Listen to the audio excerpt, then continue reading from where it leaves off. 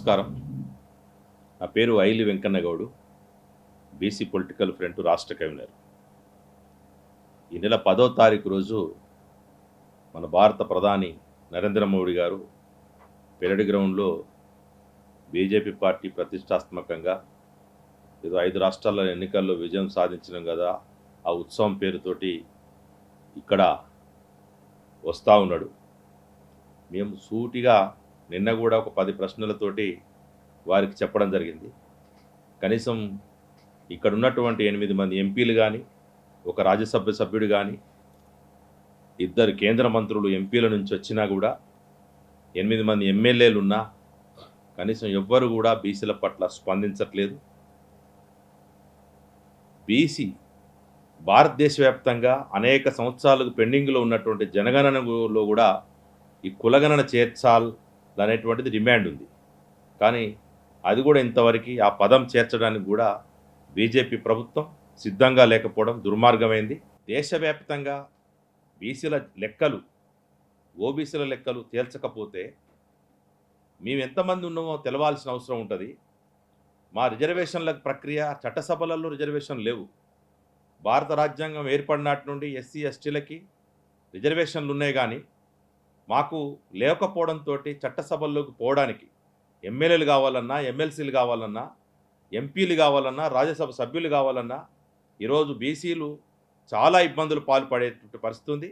అగ్రకులాల చేతుల్లోనే చట్టసభలు కూడా బందీ అయిపోతే ఈరోజు బీసీలు బిచ్చగాళ్ళుగా వాళ్ళ దగ్గర చేతులు అడుక్కొని దేహి అని అడుక్కునేటువంటి పరిస్థితికి ఈ అగ్రకుల పార్టీలు ఈ రాజ్యం తీసుకొస్తూ ఉంది. కాబట్టి మోడీని ప్రధానంగా ప్రశ్నిస్తూ ఉన్నాం. ఈడబ్ల్యూసీ ఎవరు తెమ్మన్నాడండి? ఈడబ్ల్యూసీ అగ్రకుల పేదల కోసం అని చెప్పేసి 10% రిజర్వేషన్లు పెడితే జంతర్ మంతర్ గాడ కావచ్చు, ఎక్కడ కూడా ధర్నా చేయకపోయినా, ఎవడు అడగకపోయినా ఆగా మేఘాల మీద వారం రోజుల్లోనే ఈడబ్ల్యూసీ రిజర్వేషన్లు పెట్టి దేశవ్యాప్తంగా అగ్రకులాలకి అప్పనంగా అన్ని రంగాల్లో సంపదని, భారత ప్రజల సంపదను దోషిపెడుతున్నటువంటి చరిత్ర నరేంద్ర మోడీది కాదా? ఈరోజు చట్టసభలలో మాకు లేకపోవడం అనేటువంటిది ఎంత దుర్మార్గమైన చర్య అంటే, ఏ ముఖం పెట్టుకుని వస్తాం? అదే నరేంద్ర మోడీ ఏమన్నాడు? తలుపులు దగ్గరగా పెట్టి చిన్నపిల్లలను బాదినట్టు బాది తెలంగాణ ఇచ్చిందని చెప్పేసి చెప్తావు. 1200 మంది వీరులు ఆత్మ బలిదానాలు చేసుకుంటే తొలి దశలో 369 మంది చచ్చిపోతే, తెలంగాణ రైతాంగ సాయుధ పోరాటంలో 4500 మంది చచ్చిపోతే, మొత్తం ఆత్మ బలిదానాలతో ఏర్పడినట్టు తెలంగాణని అవమానపరిచినటువంటి నీచ చరిత్ర ఈరోజు బీజేపీది, నరేంద్ర మోడీ సర్కార్. కర్ణాటకలో ఒక ఎంపీ అంటాడు, ఎంత నీచంగా మాట్లాడతాడంటే పాకిస్తాన్ని, ఇండియాని చీల్చినట్టుగా తెలంగాణను చీల్చినని మాట్లాడతాడు.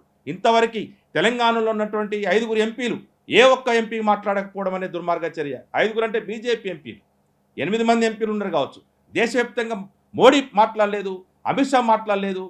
ఆ రోజు ఇదే సుష్మా స్వరాజ్ మద్దతు ఇవ్వలేదా? ఇదే బీజేపీ వాజ్పేయి ఉన్నప్పుడు మద్దతు చేయలేదా? అప్పుడు ఎక్కడ బన్నారు ఈ మోడీ కావచ్చు, అమిత్ షా కావచ్చు? తెలంగాణ వీరోచితంగా పోరాడు సాధించుకున్న తెలంగాణను అవమానపరిచి ఏ మొక్కం పెట్టుకుని హైదరాబాద్లో సభ పెడతారని చెప్పి అంటాను. ఈ హైదరాబాద్ నడిబొడ్డు అనేటువంటి, హైదరాబాద్ తెలంగాణకు నడిబొడ్డు ఉన్నటువంటి ఈ హైదరాబాద్లో సభ పెట్టి తెలంగాణ ప్రజలను అవమానపరుస్తారా? అందులో బీసీలకి ఏం కేటాయించారు? మన బడ్జెట్లో 54 లక్షల కోట్ల రూపాయల బడ్జెట్ ఉంటే 2000 కోట్లు కేటాయించారు.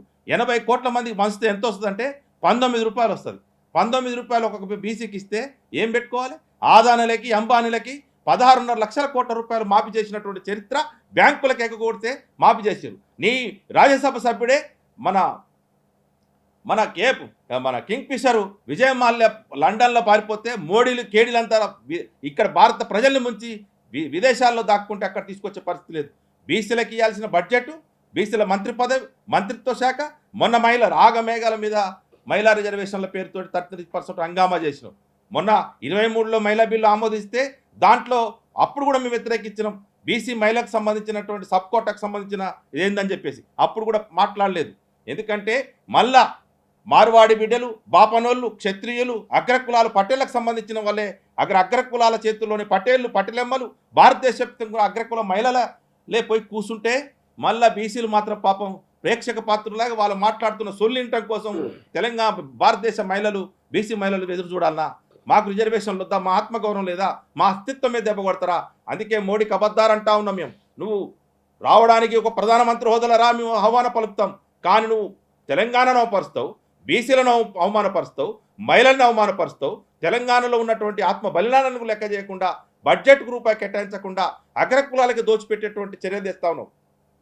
బీజేపీ అధికారంలో రాగానే 2 కోట్ల మందికి ఉద్యోగాలు ఇస్తాను. ఎక్కడిచ్చిన చూపి. ఉన్నటువంటి భారతదేశ రైల్వేలు, బిఎస్ఎన్ఎల్, రకరకాల నవరత్నాలను కూడా మొత్తం తాకట్టు పెట్టి ఈరోజు ఆదానికి అమ్ముకున్నటువంటి పరిస్థితి. ఎయిర్పోర్టు, షిప్ యార్డ్లు, బ్యాంకులు, ఎల్ఐసీలు ఎన్ని దోషిపెట్టినవంటే అని దోషం. ఇంత వందల సంవత్సరాల నుంచి సంపద దాచుకున్నటువంటి భారత ప్రజలు నిర్మించుకున్న సంపదనంతా కూడా పెట్టుబడిదారులకి దాసోహం చేసుకుంటూ ఇక్కడ ఉన్నటువంటి మొత్తం బీసీలని, ఎందుకంటే బీసీలు సృష్టించుకున్నటువంటి సంపదని నువ్వు అగ్రకులాలకు పెడతా ఉంటే ఒక్క బీసీ మంత్రిత్వ శాఖని ఇవ్వడానికి కూడా నీకు మనసు రావట్లేదు. మీరు చెప్పుకోవడానికి సిగ్గుపడతా ఉన్నాం. బీసీ ప్రధానమంత్రి అయినందుకు నువ్వు కన్వర్టెడ్ బీసీ అయినా సరే, కొద్ది కాలంలోనే బీసీలో చేరిన సరే మేము సిగ్గుపడతా ఉన్నాం, మేము ఇబ్బంది పడతా ఉన్నాం. నువ్వు బీసీ అని చెప్పుకోవడానికి అవమానపరంగా ఫీల్ అవుతా ఉన్నాం. ఎందుకంటే ఒక్క చర్యను కూడా నరేంద్ర మోడీ బీసీలకి చేయకపోగా అవమానపరిచేటువంటి కార్యక్రమాలు చేస్తూ ఉన్నావు. ఈ కుటిల బీజేపీ బీసీ వ్యతిరేక వైఖరి తక్షణమే ఖండిస్తూ ఉన్నాం.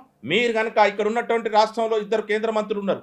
మీరు బీసీ జనగణన కావచ్చు, మీరు ఇప్పుడు మాట్లాడినటువంటి డిమాండ్లన్నీ కూడా నెరవేర్చకపోతే ప్రధానమంత్రి పోయిన తర్వాత మీ ఇళ్లను ముట్టడిస్తాం, ఎంపీలను తిరగనీయం, ఎమ్మెల్యేలను తిరగలేనియం హెచ్చరిస్తా ఉన్నాం. కబద్దార్ బీసీ ఎంపీలారా, ఎమ్మెల్యేలారా, బీసీ ప్రజాప్రతినిధులారా అని చెప్పేసి హెచ్చరిస్తా ఉన్నాం. తక్షణమే బీసీలకు సంబంధించినటువంటి అన్ని డిమాండ్లను నెరవేర్చాలని చెప్పేసి విజ్ఞప్తి చేస్తూ సెలవు. నమస్కారం.